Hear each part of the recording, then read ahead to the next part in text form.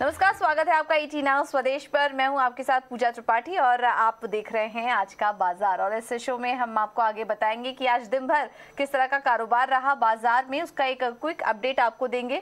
साथ ही साथ अहम खबरें कौन कौन सी आई हैं दिन के दौरान, इसके बारे में भी आगे चर्चा करेंगे। और साथ ही साथ आपको ये भी बताएंगे कि दिग्गज मार्केट एक्सपर्ट से जो हमारी बात हुई है उनका क्या व्यू बन रहा है बाजार पर, ये भी हम आपके सामने एक एक करके रखेंगे। लेकिन सबसे पहले बात कर लेते हैं बाजार की, और आज बाजार में कैसा एक्शन रहा ये एक बार देख लेते हैं। बाजार आज मार्केट की बात करें तो शुरुआत कमजोरी के साथ हुई थी। 18,211 तक के लेवल्स की वीकनेस हमने देखी, लेकिन उसके बाद निचले स्तरों से शानदार रिकवरी हुई और करीब करीब निचले स्तरों से 100 अंकों की रिकवरी मार्केट में देखने को मिली। निफ्टी करीब करीब 50 अंक ऊपर बंद हुआ और बैंक निफ्टी में भी अच्छी रिकवरी आई और 132 अंक ऊपर बैंक निफ्टी की भी क्लोजिंग देखने को मिली है। तो बाजार बंद होते होते यहाँ पर रिकवरी आई है। निफ्टी में चढ़ने वाले शेयरों पर नजर डालें तो आज का टॉप परफॉर्मर था इंडसइंड बैंक। यहाँ पर यूबीएस के डबल अपग्रेड आने के बाद इंडसइंड बैंक के शेयर में करीब करीब 3% की तेजी थी और आज का था टॉप गेनर। इसके अलावा एचडीएफसी लाइफ, पावर ग्रिड और बीपीसीएल भी अच्छी मजबूती के साथ आज कारोबार कर रहे थे। वहीं निफ्टी में दबाव बनाने वाले शेयरों में यूपीएल में आज वीकनेस देखने को मिली है। डॉक्टर रेड्डीज और इन्फोसिस और उसके अलावा हिंडाल्को में भी आज हमने कमजोरी देखी। मिड कैप में गिरने वाले शेयरों में नजर डाले तो आज सरकारी बैंकों में भी लगातार दबाव दिखा और टॉप लूजर्स अगर देखेंगे तो उसमें Indian bank, PNB, union bank में आज वीकनेस देखने को मिली। दरअसल यहाँ पर बैंकों के प्रोविजनिंग नियमों में बदलाव हो सकते हैं, जिसका कि सबसे ज़्यादा असर सरकारी बैंकों पर पड़ सकता है। पीएनबी, कैनरा बैंक जैसे बैंकों पर पड़ सकता है, जिसके चलते आज हम देख रहे थे कि सरकारी बैंकों में दबाव था। लगातार दूसरे दिन ये वीकनेस देखने को मिली। इसके अलावा आज आदित्य बिरला फैशन भी करीब करीब 3% की कमजोरी के साथ कारोबार कर रहा था।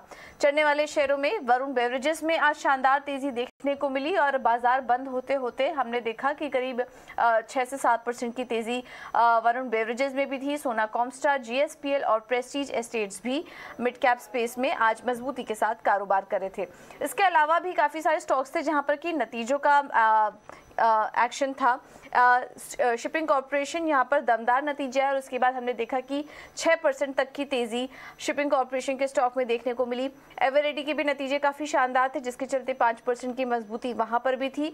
आरती इंडस्ट्रीज में भारी गिरावट देखने को मिली क्योंकि यहाँ पर आउटलुक जो था, गाइडेंस जो थी मैनेजमेंट की तरफ से, वो कमज़ोर थी।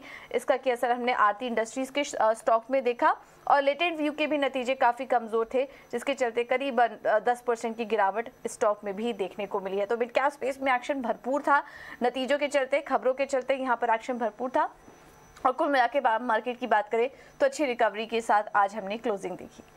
चलिए अब आगे बढ़ते हैं और इस बाजार पर हमारी काफ़ी सारी एक्सपर्ट्स के साथ भी बात हो रही है, क्या करना चाहिए। अब 18,300 के आसपास हम कारोबार कर रहे हैं, ऐसे में कहाँ नज़र रखनी चाहिए, इस पर बात की हमने सुंदरम एएमसी के एमडी और सीईओ सुनील सुब्रमण्यम से। और उनका कहना है कि दुनिया के मुकाबले भारत की अर्थव्यवस्था मजबूत स्थिति में है। निवेशकों को इस समय मिड कैप और स्मॉल कैप के साथ इंजीनियरिंग सेक्टर पर फोकस करना चाहिए। अल्टीमेटली इंडिया का economic growth fastest growing country in the world इसलिए आ रहा है क्योंकि हमारी डोमेस्टिक इकोनॉमी की स्टेटस अच्छी है। यानी डोमेस्टिक में कैपेक्स साइकिल, कैपेसिटी यूटिलाइजेशन अभी 75% से बहुत ज्यादा हो चुका है। तो कैपेक्स साइकिल एक 5 to 7 ईयर्स के लिए हम समझ रहे हैं कि additional capacity creation PLI scheme के कारण, गवर्नमेंट के इंफ्रास्ट्रक्चर पुश के कारण और डोमेस्टिक अपना ग्रीनफील्ड और ब्राउनफील्ड कैपेसिटी एक्सपेंड कर रहे हैं। तो इस चीज में आपको mid and small cap companies जो ऑर्डर सप्लाई करती है, EPC contractors, cement, steel, industrials, तो इनमें अर्निंग्स ग्रोथ बहुत बेहतर देख सकते हैं। और ज्यादातर डोमेस्टिक म्यूचुअल फंड की फ्लोज, जो डोमेस्टिक फंड मैनेजर्स है, चाहे वो म्यूचुअल फंड वाले हो या इंश्योरेंस वाले, वो ध्यान इनके ऊपर देंगे बिकॉज एफआईएस की उनकी जानकारी इनके ऊपर, एक उनका लिए हाई रिस्क हाई रिवॉर्ड है because of small market cap. दूसरी बात है उनको जानकारी भी नहीं है, वेराज डोमेस्टिक फंड मैनेजर्स को अच्छी एक जानकारी होती है, तो वो ज्यादा निवेश इसमें करेंगे और उस बाइंग के कारण ही आपको मिड एंड स्मॉल कैप में स्ट्रॉन्ग सपोर्ट दिखेगा।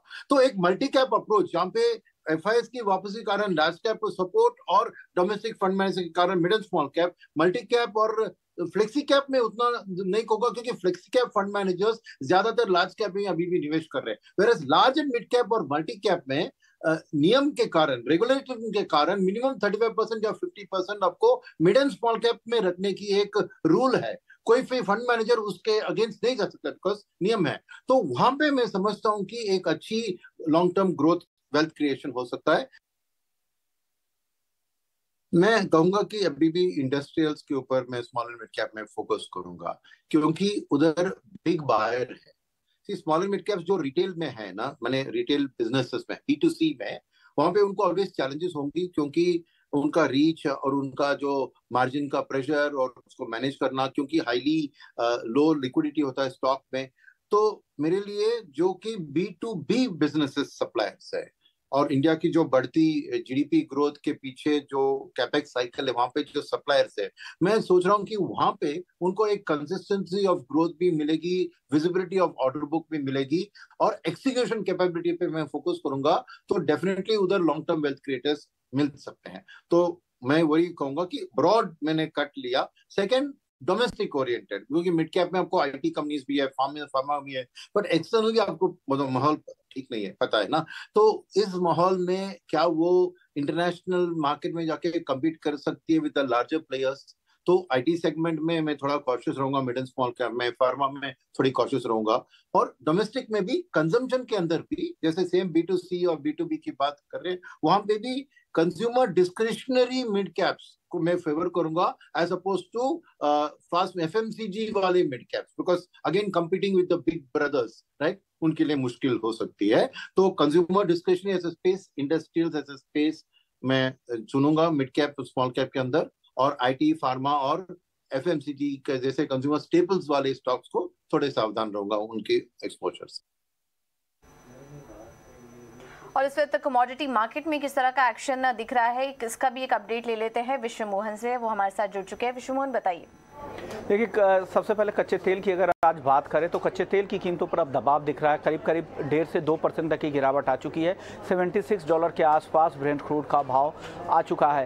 ये EIA जो वहाँ की ऊर्जा एजेंसी है अमेरिका की, वहाँ की जो रिपोर्ट आई है, उन्होंने WTI और ब्रेंट क्रूड के जो टारगेट्स है यहाँ 2023 के लिए, उन्होंने उसमें कटौती कर दी है। साथ ही उत्पादन को भी लग रहा है कि US में आने वाले समय में इस साल उत्पादन तेज़ी से ऊपर की ओर जाएंगे। तो ये कुछ ऐसे फैक्टर्स है जो दबाव बना रहे हैं। साथ ही चीन से जो डेटा आए हैं, अप्रैल के जो इंपोर्ट के जो आंकड़े आए हैं क्रूड को लेकर, वो भी कम रहे हैं। तो इससे भी लग रहा है कि जो चीन में जो डिमांड रिकवरी की जो उम्मीद थी, उसको झटका लगा है, और वही वजह है कि क्रूड कीमतों पर दबाव दिख रहा है। पिछले हफ्ते भी हमने देखा था $71 तक फिसल चुका था, लेकिन वहाँ से रिकवरी, अच्छी रिकवरी हुई, 7-8% की रिकवरी हुई, लेकिन वापस से मुनाफा वसूली दिख रही है। सोने चांदी की बात करें तो आज यहाँ पर भी दबाव है, हालांकि बहुत ज़्यादा गिरावट नहीं, क्योंकि बाजार को इंतजार है US में आज जो CPI के नंबर जो आने वाले हैं, रिटेल महंगाई के आंकड़े के जो नंबर आने वाले हैं, वो किस तरह के रहते हैं, क्योंकि सबसे ज़्यादा फोकस US फेड का इसी पे रहता है, क्योंकि उसी आधार पर फेड आगे ब्याज दरों में कितनी बढ़ोतरी करेगा ये फैसला ले पाएगा। जून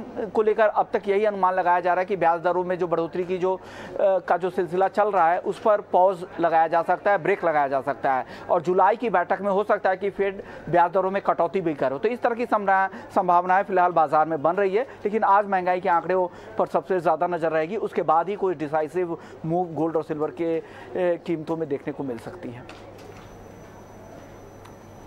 बिल्कुल। तो यहाँ पर महंगाई के आंकड़े जो आज आने वाले हैं US में, उस पर नजर रहेगी। उसके बाद हम देखेंगे कमोडिटी मार्केट में एक्शन दिखेगा, और पूरे ग्लोबल मार्केट की नजर भी इस आंकड़े पर टिकी हुई है। बहुत बहुत शुक्रिया विश्व मोहन आपका ये सारी जानकारी देने के लिए। एक छोटे से ब्रेक के लिए रुकेंगे हम यहाँ पर, और ब्रेक के बाद कुछ और भी खबरों पर चर्चा करेंगे।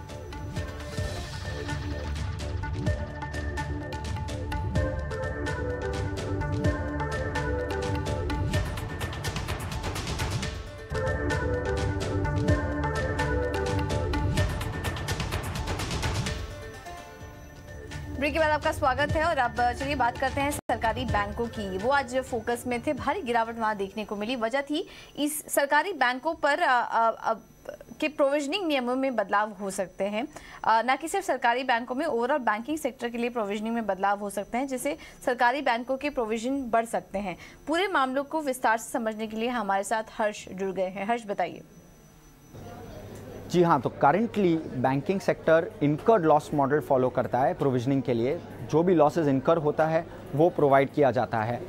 अब एक ट्रांजिशन आएगा आगे जाके जो कि बैंक्स अब एक्सपेक्टेड लॉस कैलकुलेट करके उनको भी प्रोवाइड करेंगे। तो ये पर्टिकुलर नॉर्म्स आरबीआई अभी भी डिस्कशन में है बैंक्स के साथ, और कब इम्प्लीमेंट होगा वो एक क्वेश्चन मार्क है। तो पहले टाइमिंग पे बात करते हैं। आरबीआई ने एक डिस्कशन ड्राफ्ट निकाला था जैन 23 में, और उन पे सजेशंस गया है फेब 23 में। अब आगे जाके यही उम्मीद है कि क्योंकि बैंकिंग सेक्टर के प्रोविजंस काफ़ी क्लीन है, एसेट क्वालिटी काफ़ी क्लीन है, आगे जाके FY 24 में आरबीआई नोटिफाई करेगा और FY 25 में इसका इम्प्लीमेंटेशन शायद से होगा। तो यही एक्सपेक्टेशन है। अब बैंक ऑफ इंडिया और कैनरा बैंक से कमेंट्री आई है कि 4 to 5% उनके जो लोन बुक है मैथमेटिकली उतने का प्रोविजन करना पड़ेगा। अब ये 1 साल में नहीं करना है, उनको 5 इयर्स में करना है। तो over a period of 5 years उनको 1% उनको उनका लोन बुक प्रोवाइड करना पड़ेगा फॉर मीटिंग ECL नॉर्म्स। तो ये पर्टिकुलर चीज़ एक बिट ऑफ एन ओवरहैंग हो गई है, स्पेशली PSU बैंकिंग बास्केट में। CLSA सजेस्ट करता है कि 0.8 to 1.5% of PSU banking loans में प्रॉब्लम आ सकती है, प्रोविजनिंग करना पड़ेगा, जो कि प्राइवेट बैंक्स में ये इशू नहीं आ रहा है according to them. Private banking sector में ऐसा है कि काफ़ी सारे contingency floating provisions already build हो चुके हैं, तो उतना कंफर्ट है कि लार्जली प्राइवेट बैंकिंग सेक्टर में ये ECL जो ट्रांजिशन है वो उतना इम्पैक्ट नहीं करेगा प्राइवेट बैंक्स पे। पर जो PSU बैंक्स पे है अराउंड 1 to 5%, जो कि अभी बैंक ऑफ इंडिया और कैनरा बैंक का कमेंट्री आया है, around 1 to 5% of loan book over a 5 year period provide करने का रिस्क आ सकता है, और उसका इम्पैक्ट आ सकता है PSU बैंकिंग स्पेस में। थैंक यू हर्ष आपका ये सारी जानकारी देने के लिए। तो इस वजह से आज हमने देखा कि कैनरा बैंक भी कमज़ोर था, PNB और इंडियन बैंक जैसे कई सरकारी बैंक आज दबाव के साथ कारोबार कर रहे थे। चलिए फिलहाल इस बुलेटिन में इतना ही, लेकिन आप बने रहिए हमारे साथ, खबरों का सिलसिला आगे भी जारी रहेगा। नमस्कार।